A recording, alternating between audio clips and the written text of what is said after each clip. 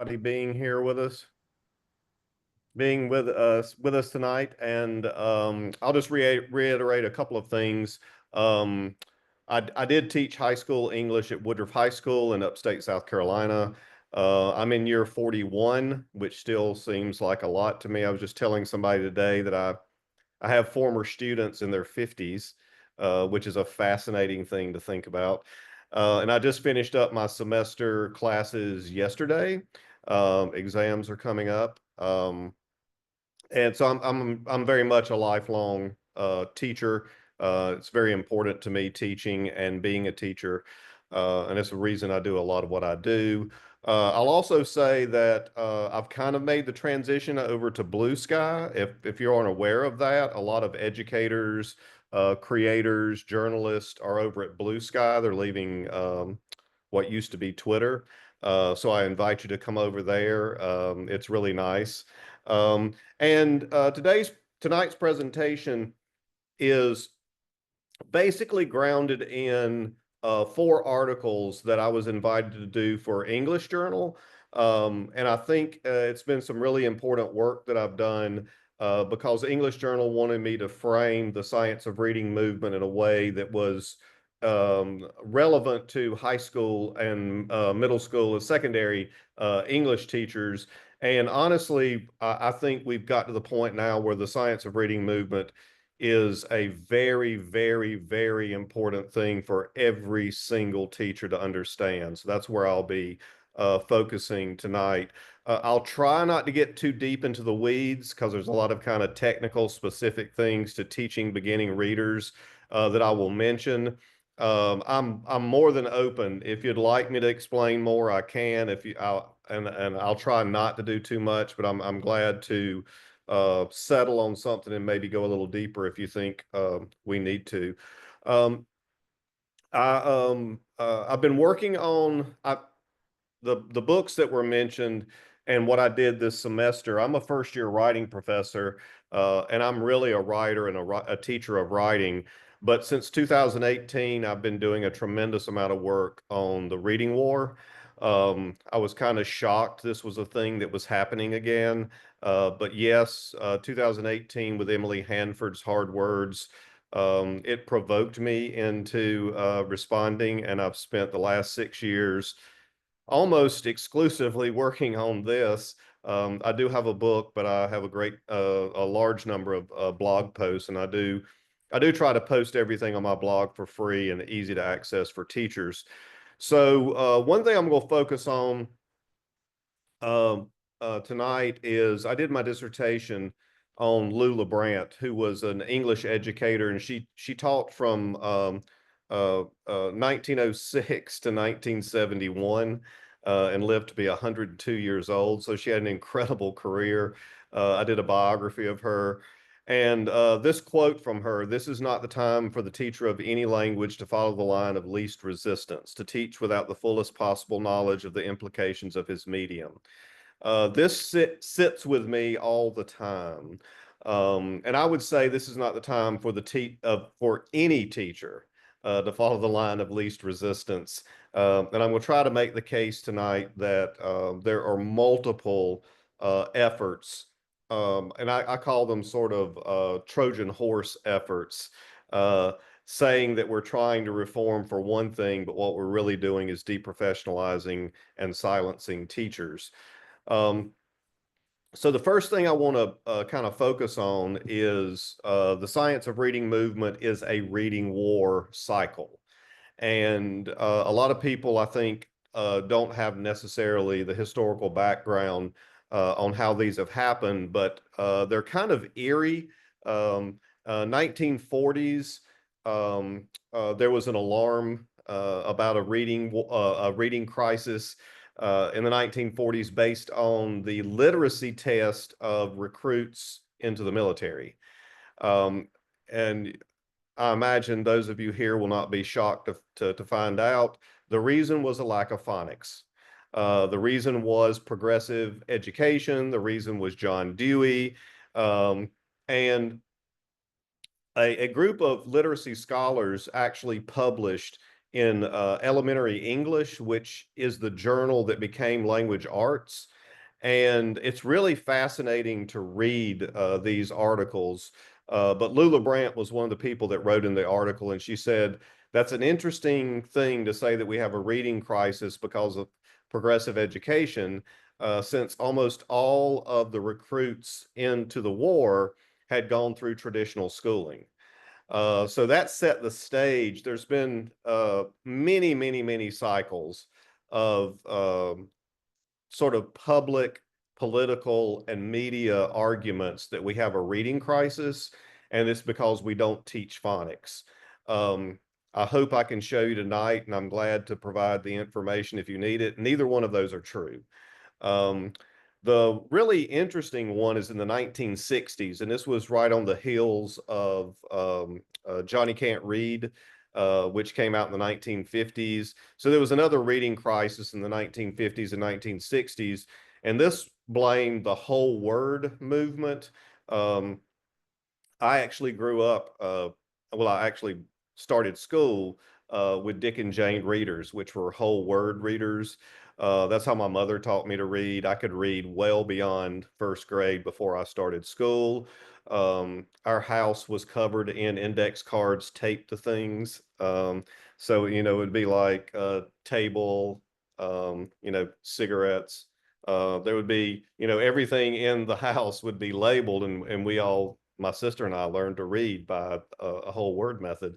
Um, but in the 1960s, there was a book that came out, and literally one of their main arguments was there was no further research needed into the method of teaching reading, and that really does sound strange because that's exactly the claim that's being made today, which I'll point out in a little bit. But like Emily Hanford in her first kind of famous piece, Hard Words in 2018, said, you know, the reading science is settled. They said that in the 1960s. They said it in the 1990s. They said it in you know, with 2000, it was a national reading panel. There's this constant mantra that reading science is settled, which there's two problems with that. One is science is never settled. Uh, Whatever we have is important. There's always a current status of any kind of scientific information, but it's never really settled. Also, the other problem is um, we tend not to talk about what we call scientific evidence.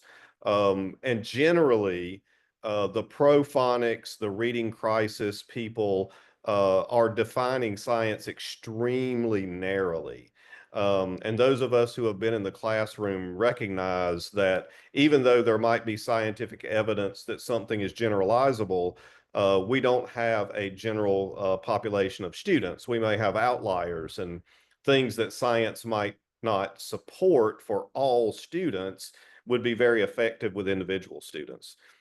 So by the 1990s, there's another reading crisis, and this one, some of you might be aware of it. It was the sort of the California reading crisis where California had adopted whole language as its official approach to teaching reading, and then test scores plummeted, almost always its NAEP scores, which I'll talk about a little bit tonight. But come to find out, when California's test scores dropped, I think there's three important things to know. One, California had a huge influx of non-English speaking students. California cut school funding dramatically. But really fascinating, like Regie Routman and Stephen Krashen and some others pointed out that even though whole language was the official way to teach reading in California, that's not what was happening in the classroom. There was no way to prove that teachers were actually implementing whole language. But the reason the test scores dropped, influx of non-native English speaking students and decreased funding. It had absolutely nothing to do with instructional strategies. And this, I think, is going to be a motif of tonight. I will keep pointing out. We are hyper focused on instruction and reading programs, and test scores are almost never directly causally related to how students are taught or what reading programs we are teaching. And you can see that specifically in the 1990s. So by the 2000s, we had the National Reading Panel. And just for a fun fact, the National Reading Panel was formed under Bill Clinton. Most people associate the National Reading Panel with George W. Bush because it was a key part of No Child Left Behind. But the National Reading Panel was formed under Clinton. Um, Very important to understand the National Reading Panel. It was formed because of, yet again, we announced there was a reading crisis, but it was heavily underfunded.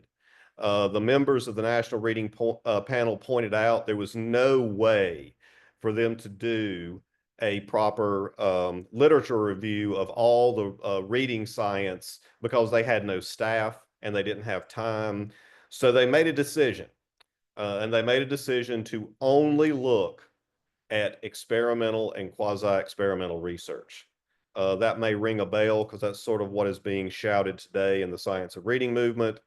So the National Reading Panel's report, which is horribly misrepresented, was not a comprehensive overview of all the information that we have on teaching reading. Um, Qualitative research was completely left out. Classroom teacher research was completely left out. Um, Also, and this is a little sad note here, Joanne Yatman just passed away. Joanne was a wonderful, wonderful educator, but she was on the National Reading Panel. And the day it came out, she pretty much said, this will be horribly misrepresented. And every day since it was released, it's been horribly misrepresented. Um, Most of the time when you read about the National Reading Panel in the media, uh, they completely get what it found incorrect. The National Reading Panel actually found that systematic phonics, whole language, and balanced literacy were about equally effective. Systematic phonics, whole language, and balanced literacy were about equally effective. It also did not hyper focus on phonics, although people who are phonics advocates tend to cherry pick and they'll just simply say that it says that, but that's not in the report at all. Um, so that was only about 2 decades ago.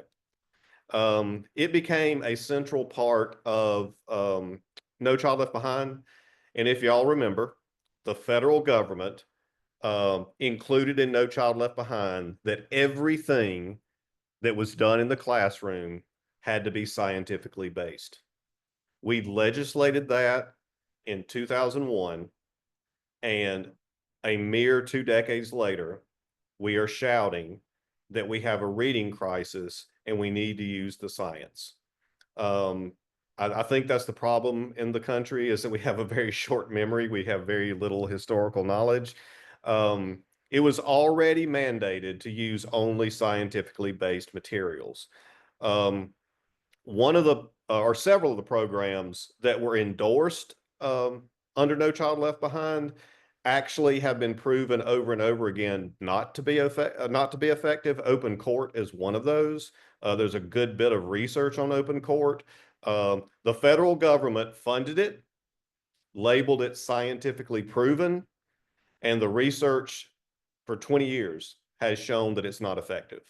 Open Court has made another rebound recently because it again is being labeled as science of reading, even though there is not evidence to prove that it is effective.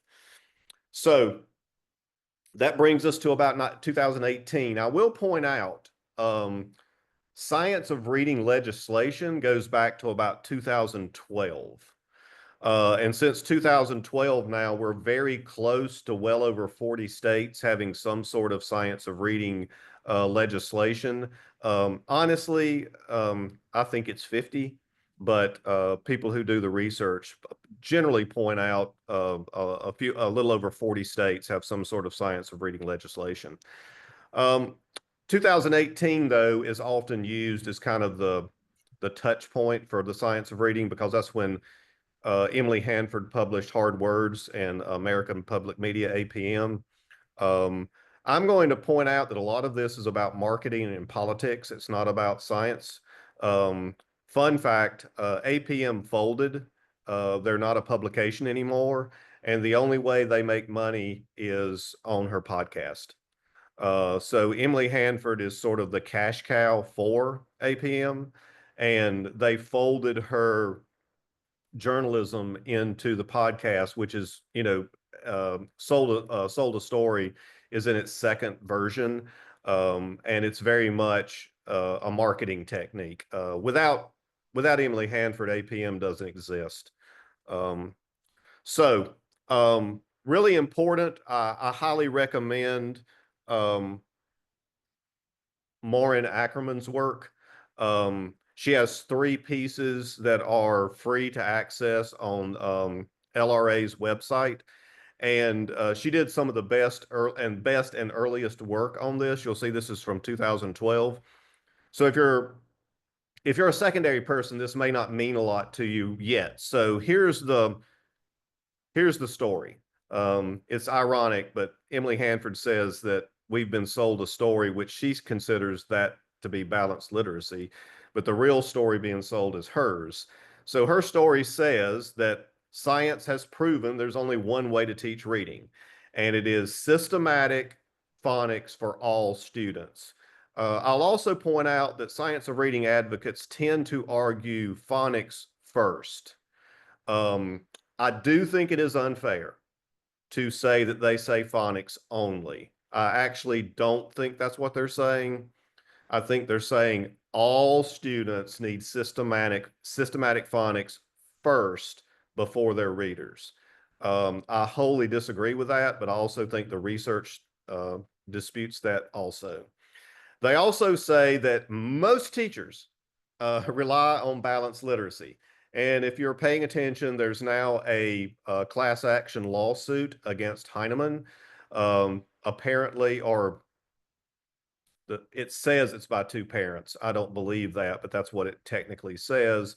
Um, and it is attacking primarily Lucy Calkins and Fontes and Pinnell, which has been the refrain that you've heard from Emily Hanford. They got attacked pretty harshly in Sold a Story.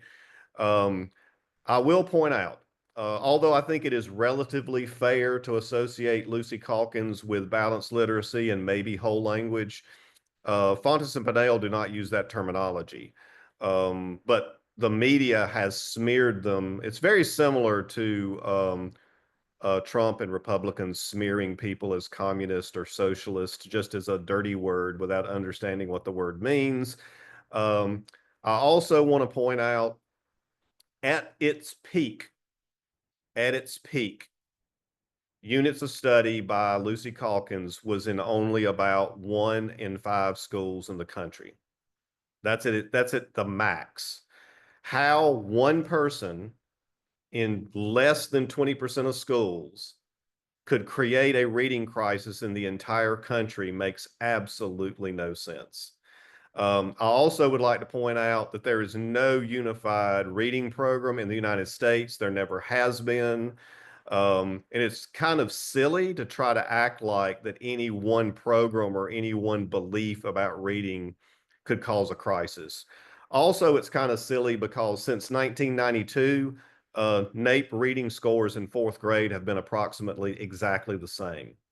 The chart that Emily Hanford puts in that piece in 2018 is flat, which I've always wondered how you can say there's a crisis when the data is the same for decade after decade.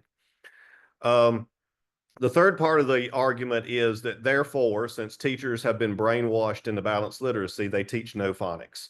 That has never been true. It's not true now. Teachers have always taught phonics. Have there been varying degrees of how systematic and intense phonics instruction is? Of course. I think it varies from from teacher to teacher. If you walk down the hallway, that is just the nature of teaching.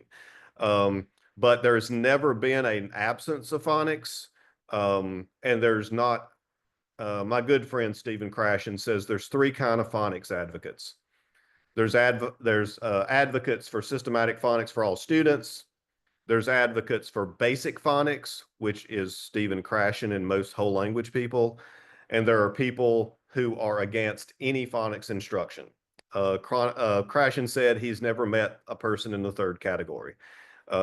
He's about twice my age. I'm just joking. Stephen's a lot older than me. I agree with him. I've never met a single person that says teach no phonics. It's kind of a made up straw man argument by the pro phonics people. What I think is really interesting is that ultimately there's a lot of blame on classroom teachers, but there's this weird hyper blame on teacher educators. Hanford has directly said that teacher educators either don't know the science or willfully don't teach the science. Both of those are pretty offensive to me because these are highly educated professional people. One, it doesn't seem likely they don't know, and I can't imagine why any educator would choose not to use good information. That just it doesn't make a lot of sense to me. So this kind of and I want to point out my concern is about the movement. I have no problem with reading science. There's a lot of research on literacy. It's pretty fascinating. There's a lot of variety to it. But I'm not against reading science. I'm against the movement. And I don't think the movement is sincere, and I think it has very little to do with teaching and learning. So this might feel, I'm trying to see if there were any comments there, sorry. This might be a little bit too far in the weeds for you, but I just wanted to point out there is a pattern to the science of reading movements arguments.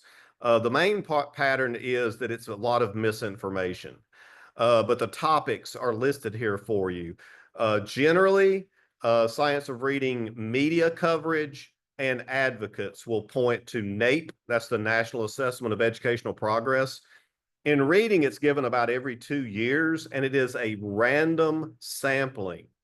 NAEP is not testing every student, and it does not create any kind of data that is instructionally helpful. That doesn't mean it's not interesting or relatively decent information, but it is not the kind of testing that we do at the state level. Also, I need to warn you, most science of reading advocates will point to NAEP proficiency levels. NAEP proficiency levels are way, way above grade level. So when they say that 2/3 of students aren't proficient, that really doesn't mean what the public thinks it means. Grade level reading on NAEP is the basic category. And I'm saying that as an approximation. Good thing to know, the United States has no unified definition of grade level. What NAEP calls grade level, what Ohio calls grade level, what Colorado calls grade level, there's no unified definition. We have no way to know if kids are reading at the same level or different levels. We don't have an agreement on what all students should be able to do or when. So NAEP is weaponized in the science of reading movement because it's a confusing test. Their achievement levels are very confusing. I really wish they had just one level and have called it grade level. Most state testing uses the word proficient, and it's similar to NAEP basic. I can actually show you, there's some charts that show you how every state overlays with NAEP. I'm glad to give that to you. I have it on several blogs. So science of reading movement has a tendency to weaponize and misrepresent NAEP. Also, in that first piece by Emily Hanford, she directly says that people who say poverty is the problem with reading achievement is using it as an excuse. I find that deeply offensive. There's decades and decades and decades of research. There's a couple recent studies. All standardized testing is about 60+% causally related to out of school factors. Teacher influence on on standardized testing is only about 1 to 14%. I know that's a hard data point to deal with. It doesn't mean we don't matter. It means the way that teachers matter is hard to measure. Um, Saying that poverty is the problem with reading achievement is not an excuse, it's a fact. There's a ton of research that access to text, access to books in the home, access to books in local libraries is a bigger indicator of reading proficiency than instructional practices inside the classroom. Also, um, access to food. Food deserts are have a horrible impact on any kind of student achievement. Stability of homes, parents' work stability. These are all factors that are measured in things like Nate reading that the science reading movement is arguing we should just ignore. Also, I'm very upset. The science of reading movement is an attack on teachers. I'll talk about this more later. But K-12 teachers and teacher educators are teachers. And saying that professionals don't know what they're doing, I'm still baffled this is okay. I'm still baffled that the media has been able to say this, that nobody has really pushed back on it. Also, one of Hanford's most popular pieces was about the Mississippi Miracle. Mississippi had a big jump in their NAEP fourth grade scores in 2019. Here's a fun fact. Mississippi retains thousands and thousands of students a year. They've done it for over a decade. The number of students that are retained has not gone down. If the science of reading works, there should be no students retained.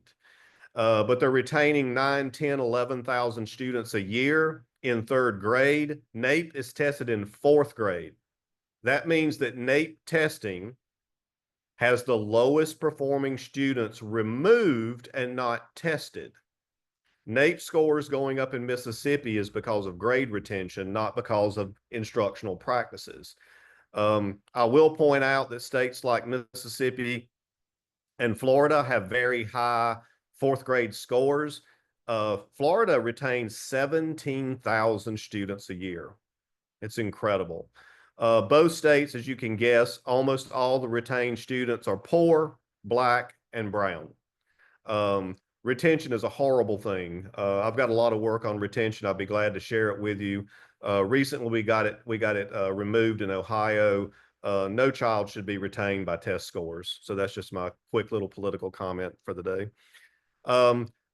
Also, the science of reading movement overly, I would say excessively attacks guessing, 3Qing, balanced literacy, and whole language.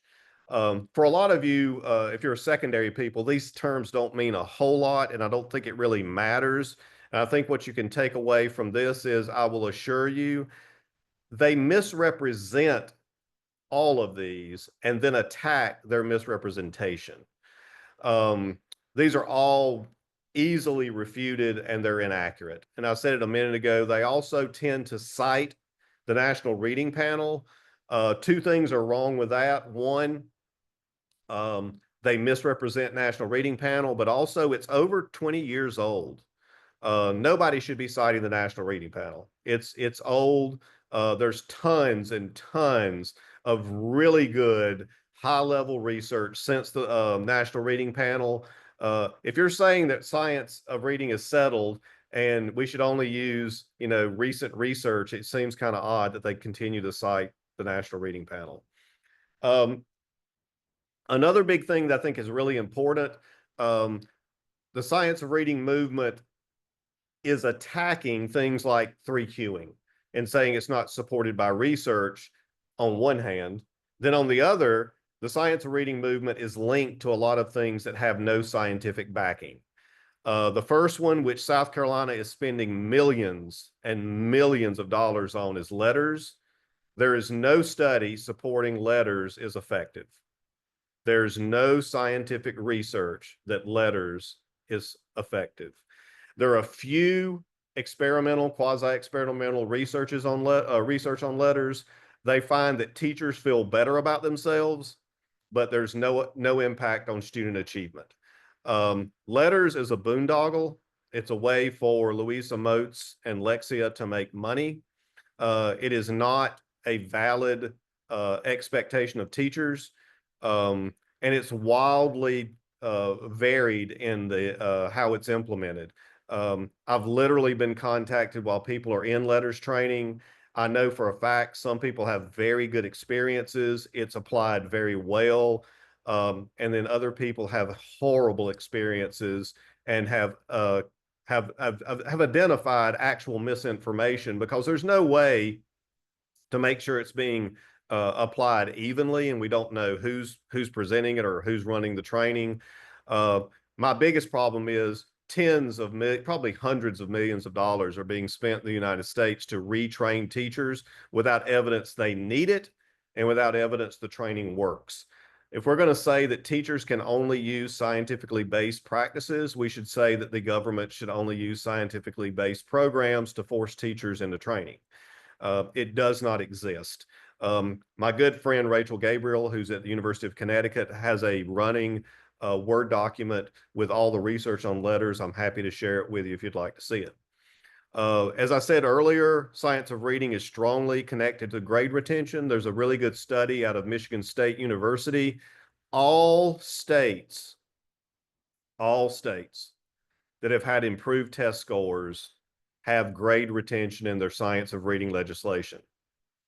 The research that came out of Michigan State says that's the only factor that they can identify that changes test scores.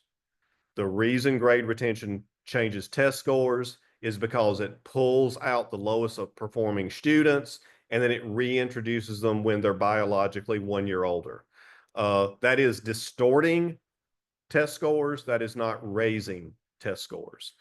The last two things real quick: science of reading is very closely aligned with cognitive science. Even the cognitive scientists are saying it's misrepresenting what we know. Mark Seidenberg, which I have a great deal of problem with him and his work, has come out repeatedly saying that the science of reading movement is misrepresenting cognitive science, that it is not conclusive. There's actually cognitive scientists who don't agree with each other about things like brain scans. It is evolving and developing information, and it may not even matter. Part of me feels like this is much ado about nothing, but I will say just look up Mark Seidenberg's recent work, and he will tell you himself that the science of reading movement is misrepresenting cognitive science. Probably the most important element of the science of reading is dyslexia. Decoding Dyslexia is an advocacy group that is in all 50 states. It is in all 50 states. The reason this took off is because of Decoding Dyslexia. One of the most fascinating elements to all of this is the science of reading has strongly aligned itself with Orton-Gillingham. Orton-Gillingham is an approach to teaching phonics. It is primarily targeting students who have been identified with dyslexia. Like letters, Orton-Gillingham has no scientific studies supporting that it is more effective than other approaches. None. I can also provide you that. There's several recent studies on, it's called multisensory approach. Orton-Gillingham is the branding, but there's more than one, but multisensory approaches are no more effective than other approaches. The reason that is a problem is because Orton-Gillingham is incredibly expensive. Again, this is a lot of money being spent, and there's no evidence that other approaches would not be just as effective. Another layer to this that I think gets ignored, there is a push to teach all students as if they're dyslexic. And that one really bothers me, I think, more than anything, because what you will see throughout the science of reading movement is this idea that we can do that one size fits all, that there's a silver bullet, that every student needs systematic phonics, that every student needs multisensory approaches. And those of us that are in the classroom recognize that that's just nonsense. And the reason that I think that um, this messaging is happening, of course, is because it's much more marketable. And I will talk about that more as we move on. So, why is this a problem? Well, there's a survey that I found, and when parents were surveyed and asked if there was a reading crisis, most parents said nope, no reading crisis. Shocking. When they were told that 2/3 of students weren't proficient, they suddenly said, gosh, there's a reading crisis. So there is evidence that parents, without the misinformation of the media, are relatively happy with how their children are being taught to read. Once the misinformation, again, I'm reminding you, NAEP proficient is at about the 70th percentile. It is not grade level reading. It is way above grade level reading. And I'm nervous because I really think that NAEP is designed to create a sense of crisis. And I think that's the ugly part of this is, the federal government could adjust NAEP so that the achievement levels were more clear, more accurate. And I'm perfectly happy to have a conversation. For about 30 years, about a third of students are below basic. Disproportionately, poor Black, brown, multilingual learners, students with special needs like dyslexic students are in that 30%.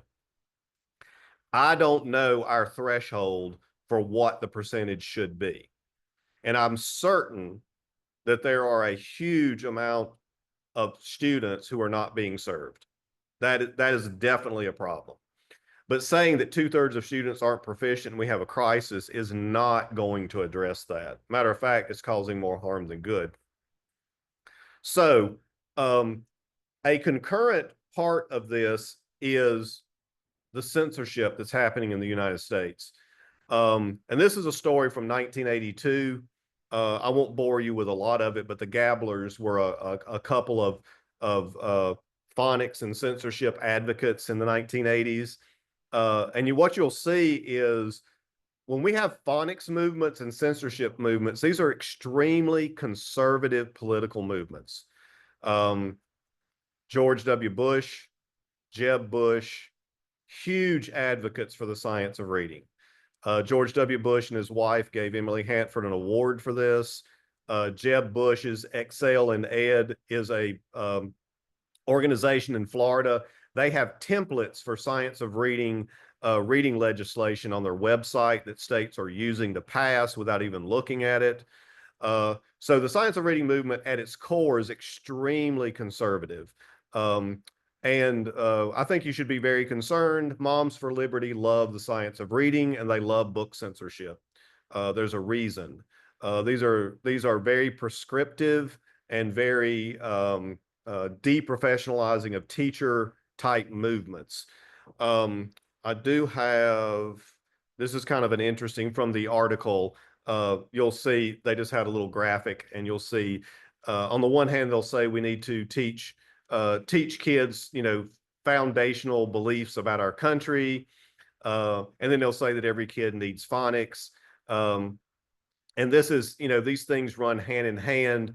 And I do think it's important to recognize that there is behind the science of reading, there's more market and ideology than there is science. And that should concern all of us as teachers. And so the irony of this is since 2012, there's been a lot of science of reading legislation. So we have a lot of data. More and more, the research coming out is the science of reading doesn't work and it causes harm. This is just a few of the things I will point out. I do highly recommend Ranking Ruby and Risco have a really great piece. Elena Adarova has two wonderful pieces. I've got one of them listed here.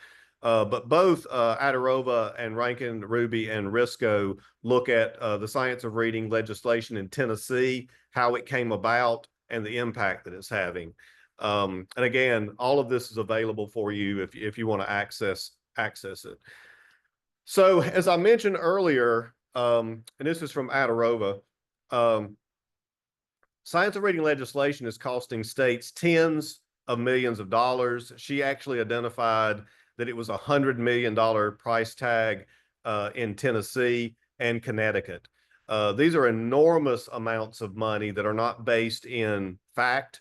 Uh, we don't have a reading crisis. Reading achievement has been about flat for decades and decades. We have no evidence that reading programs like units of study or Fontes and Pinnell are causing any kind of crisis. We don't have a crisis. There's no connection. There's no scientific research showing a connection. Yet we're investing tens of millions of dollars. As I mentioned earlier, the last time I saw it, South Carolina had $15 million for letters training. South Carolina is in the bottom quarter of the states. We're one of the most impoverished states in the country, and $15 million on training for teachers that goes to a private company is inexcusable. And that's a low number. States are spending way more than that all across the country. So, as I mentioned before, way back in 2014, the International Dyslexia Association, and this is still on their website. You can access it. I have the hyperlink to it. Uh, the International Dyslexia Association came up with the term structured literacy. And as you can see here, the term structured literacy is not designed to replace Orton Gillingham, multisensory, or other terms in common use. It is an umbrella term designed to describe all of the programs that teach reading in essentially the same way.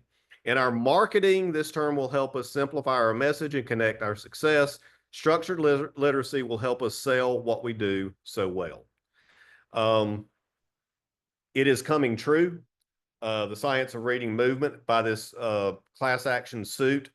The science of reading movement has been working to clear the marketplace for other programs to come in. This has very little to do with student reading. This has very little to do with teaching. This is about creating market space for new programs. The ugliest irony of this is the same people own all these programs. So if we're forcing Heinemann out, if we're forcing Fontes and Pinnell out, the programs that are coming in are owned by the same people. This is creating reading program churn. In capitalism, churn is a good thing. It doesn't mean we need it, and it doesn't mean that it's better. It just means that it's different. And I think, to me, this recent lawsuit proves what I'm saying. It makes absolutely no sense for a couple of parents to sue a reading program publisher and they're saying they cause children harm. This makes absolutely no sense at all. Further, structured literacy is very problematic. There's research. There are 4 studies I have for you here. Structured literacy programs are less diverse. Students are reading less diverse text. Also, it is a Trojan horse because structured literacy is a cover for scripted curriculum, which means that every single child gets the exact same instruction and teachers have no autonomy. And again, these 4 studies I highly recommend, and you have access to them if you need them. Now, more recently, there's an organization, EAC, came out, and they are arguing for evidence-based guidelines for educators. This quote is in Education Week. It should send chills down your spine. In the EAC's plan for the transformation of the profession into an evidence-based system, educators will relinquish certain freedoms. That was the goal all along. George W. Bush, when he was running education as governor of Texas, that's where scripted curriculum kind of started, but it kind of petered out. People did not find it very compelling, so it's making a comeback indirectly through the science of reading. That quote reminded me of a quote from The Handmaid's Tale. I'm an old English teacher here, so I couldn't help myself. In The Handmaid's Tale, the aunt tell the handmaids, there is more than one kind of freedom, said Aunt Lydia, freedom to and freedom from. In the days of anarchy, it was freedom to. Now you're being given freedom from. Don't underrate it. We were a society dying, said Aunt Lydia, of too much choice. Honestly, that is not that far different from what is being said in the science of reading. I'm being attacked on social media, and often I am told teachers need to be told what to do because they don't know. So there's an argument now that structured literacy gives teachers freedom from having to do curriculum, having to do lesson plans. And that's very disturbing to me. And why? I'm going to guess this will be resonate with who's in this webinar tonight. But if you look down here, I'm sorry this is small, but I think it's important. 70 to 80% of teachers are women.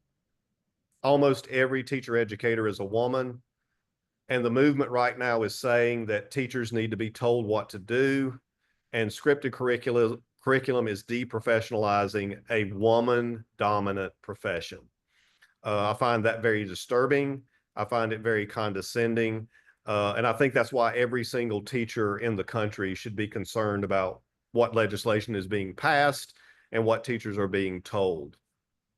Also, this is very upsetting. Emily Hanford on a page at the Education Writers Association. Keep your eyes on this one and don't let this one go. Hanford said reporters did, I think, largely turn away from how kids learn to read. And I think that's part of how we ended up in the situation we're in now. We get to be the watchdogs. We get to be the ones who can contribute to what happens. Horribly condescending terminology there that the journalists have said they have to be watchdogs for teachers. That's very upsetting to me. And I think that's just part of the underbelly of what's going on in the science of reading movement. On that high note, that's the end of what I have here. These are some resources for you. We've got about 9 or 10 minutes left. I'm more than happy to answer questions or spend more time on any of this if anybody would like. Thank you, Paul. So you do have some questions and some thoughts as you were sharing various data points. And so especially from Janelle and Olivia have shared in chat. So I'd like to first, if you either of you want to unmute and ask your questions live. And then as other people, if you have more questions, go ahead and put them in chat so we make sure we get to them. I think mine was mostly a supportive diatribe as I was listening, but I would love to see the list that Rachel Gabriel has been collecting that you mentioned previously. Yeah, on the I did a blog post that parallels this talk, and the letters link, that's what it goes to. So when you access the blog post, and I had to put, her university dropped their server, so I put it on my box folder at Furman, so I have it where everybody can get it. So you should be able to access that through the blog post, which they've also promoted in connection with this talk. And she updates it. So anytime there's new research, she adds. Also, Rachel Gabriel is wonderful. If you see any of her work, I would highly recommend her talks and her work, period.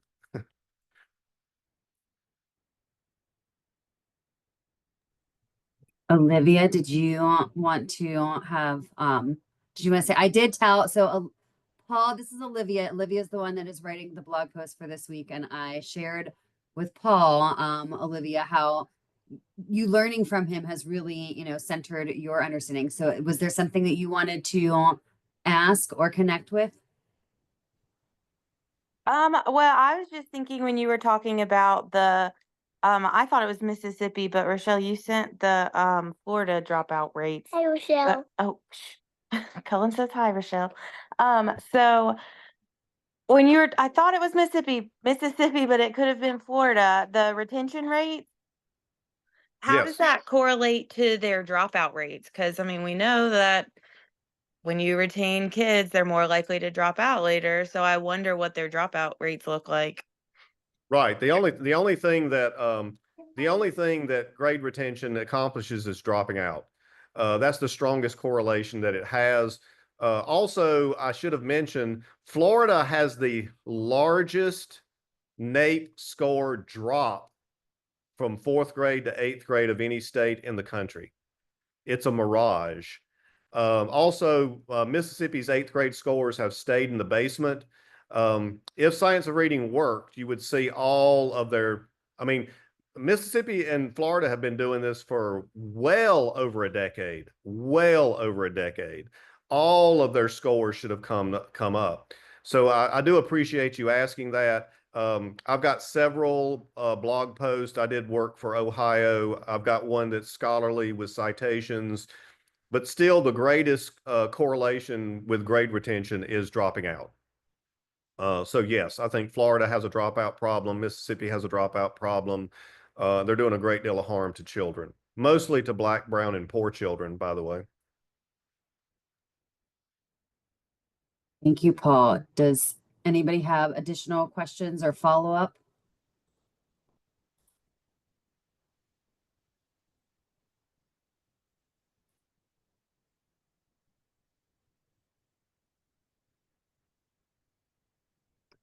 My articles here on English Journal are open access, but if you see if there's any research cited on any of this, if you want the actual scholarly articles, if you will contact me, I will send them to you. I think teachers should have their hands on the original stuff. Don't just listen to me. I'm citing scholarly articles. I'm citing peer-reviewed journal articles, and I'm happy to share them with you because you should look at them, not listen to me. Paul, we want to thank you for being here. I also mentioned that your presentation is found at that link. Lots of really important information that's connecting to the current landscape and just climate and what's happening connected to reading. And so I'm happy to stay on for a few extra moments. Otherwise, I hope you all have a wonderful, today is Tuesday, a wonderful Tuesday.